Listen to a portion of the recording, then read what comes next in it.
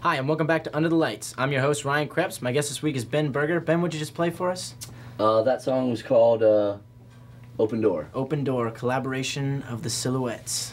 Beautiful. So, you mentioned earlier that you play piano, and what are all the instruments that you play? Like, I started off playing the piano at first, picked up the guitar not long after that, and I kind of piddled with that, and then, finally I went out and bought like a $5 harmonica, which, didn't sound that great, but, I mean, harmonica is a weird thing, because, like, really there's not any way to hit a wrong note on harmonica. People are always... Oh, sounds good. Well, see, we'll be hanging out, playing music down by the river or something like that, and, I'll just hand somebody a harmonica and be like, come on, play along. They're like, I can't play that. I was like, you actually can't not play it. Like, there's nothing that you could do wrong. So, I play a little bit of harmonica, and then for some reason I was in the school, the band, with the horns and the whole symphony and everything like that, and I can't read any music. So the only thing that I could read was the drum music, where it's just the beats on one line. So right. I played like the snare drum and hit the cymbals or whatever. So, and I never had a drum set, but when we started playing with Reason for Apathy and then the Silhouette, I kind of piddled with the drums a little bit there. So, I mean, I can keep a beat. I wouldn't call myself a drummer by any stretch of the imagination. But you're practiced in several instruments. So, but you said you started off with piano. So when was that? When did you start playing piano? I was probably 3 or 4. Wow. So yeah. So you've been so you can you read that kind of sheet music there? Not at all. I very briefly took piano lessons when I was probably 7 or 8. And I got through it for about 6 months because the teacher didn't realize that I wasn't actually reading any of what it was. I would just go listen to the song, right, and then play it back like that. And she's like, well, that wasn't exactly what was written down, but you got the idea. It was like, well, yeah, because I wasn't reading it. Well, that's awesome. I feel like that'd almost be more impressive, like a bragging thing. Like, guess what? I don't even know how to read sheet music. Well, and see, that's the thing is, I regret never having learned to be able to read it, because, I mean, obviously that has its place and, all kinds of advantages. But, yeah, I mean, that was kind of my attitude when I was younger, and when I could have probably picked it up easier was like, look, I can already do this without having to do that. Right. So, I kind of cheated my way through, and obviously being able to play by ear is extremely useful, especially playing with other people. Because, odds are most of the time if you're playing in a band in somebody's garage or what have you, they're not passing out the sheet music to the song that you're playing, so... They're passing out Post-it notes with the lyrics of the song as you write it together. So, I mean, obviously you ended up with guitar, and so let's take a look at some of this here guitar we've got. I mean, that is a beaten up guitar. It's been through a little bit. My philosophy is, if you're gonna have an instrument, play it. Don't worry about so much about what it's gonna look like. Oh yeah. After you play it. It's the same thing with people that oh, I just tore my pants. It's the same thing with people that they'll go out and buy super expensive cars or what have you, and they'll just leave it sit and never do anything with it. And whatever material things you have in life, there's no point not using it to its full extent. It's always been my thought process that the more rugged it looks, the better it sounds, right? That may or may not hold true. See, the thing is, I'm not very well versed in like the technical aspects of guitardom. Like, for example, at a place I play at every once in a while, the Red Rock Tavern that used to be the 20 Mile House. Yeah. One of the owners, managers, what have you, his name is Todd, and he'll always come up and shoot all this technical jargon at me, like, oh, I have an Ibanez 350 with custom humbuckers and blah, blah, blah. And I'm like, dude, I have no idea what you're talking about. I bet it sounds good. Yeah. I brought my guitar. See, that's what I figured. And, even the first guitar that I started out playing was it was like a low-end Fender that my dad bought in like 1981 for like $60. Classic. And, and we still have it, and with a new set of strings on that thing, it almost sounds better than this guitar does. Yeah. So, there's something to be said for, nice, expensive guitars, but you don't have to buy a $2,000 custom-made whatever to have a nice sounding guitar. Play music, yeah. Exactly.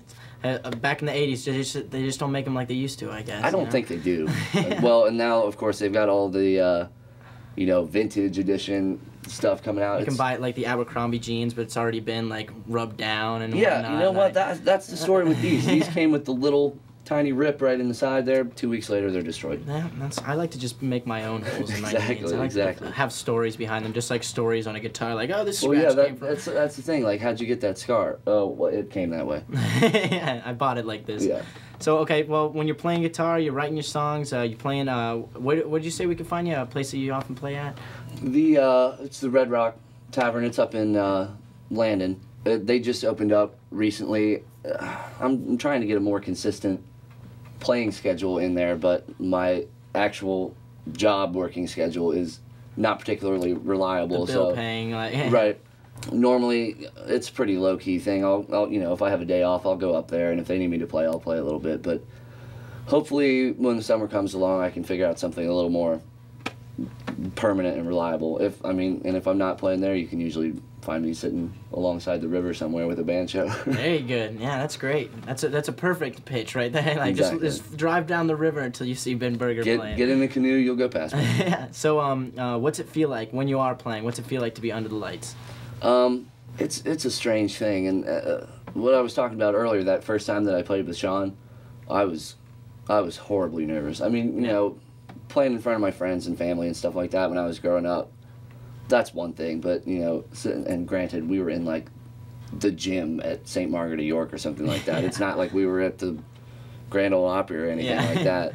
But and you know, even though we didn't play that well and we didn't have a whole lot of time to do it, once we had gotten done with it, there's a feeling of like, well, look, now I can actually do this and play in front of people. So, you know, it got easier over time, but still, I think if you get up on stage and don't feel any kind of apprehension at all, then I don't think you're putting enough emotion into what you're doing. You should be nervous. You should be, you know, expecting that you might make a mistake, but still trying to do the best. It's a mix of nervousness and apprehension, and then at the same time, confidence and experience that you've done it before, and you know, you just kind of work your way through it. And if you break a string or a drum set disintegrates, what have you, just keep going and do the best you can. With the flow. As long as you're having a good time, the odds are the people that are watching you will too. Excellent. That's great. Well, you're gonna take us out with one more song. What's this song you're gonna play for us? This song is I believe the most recent one that I've written. The most recent one that I've written and actually finished and recorded. There you go. Quite honestly, I couldn't even really tell you what it's about. When I go to write something, half the time, you know, and if you go back and look at most of the stuff that I've written over the past couple years, it all kind of comes across as like a sad love song. And you know, people automatically come up and be like, "Oh, are you depressed? Like, what happened?" And I'm like, "Well, no, that's just the words that came out and, you know, ended up rhyming, and that's how the story went along." Yeah. So you don't necessarily have to be in a state of mind to write a song about that state of mind. And what's this song called? It's called I'm Sorry You Don't See Things Like I Do. All right, great. Well, this has been Under the Lights. I'm your host, Ryan Krebs. My guest this week was Ben Berger. He's going to take us out with one last song, and we'll see you again next time. When I was younger, I wrote some songs for you. Many were about you, and some I wrote without you. But now we're getting older, it's sad to see you go down a different highway. Why can't you take it my way? I'll waste some words explaining, and I'll try to make it plain. It may be raining, but it's pouring over you. Your well's up in flames, babe. You're burning and you're blue. And I'm sorry you don't see things like I do.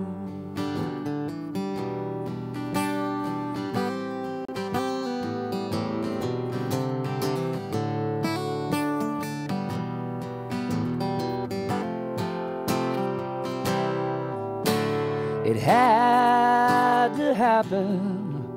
We were meant to fall apart. least until you're ready to start again.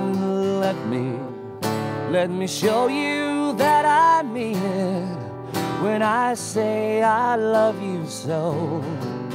Can't you open up your eyes again and see more than a friend? I know it's hard to look around when there's so much going down.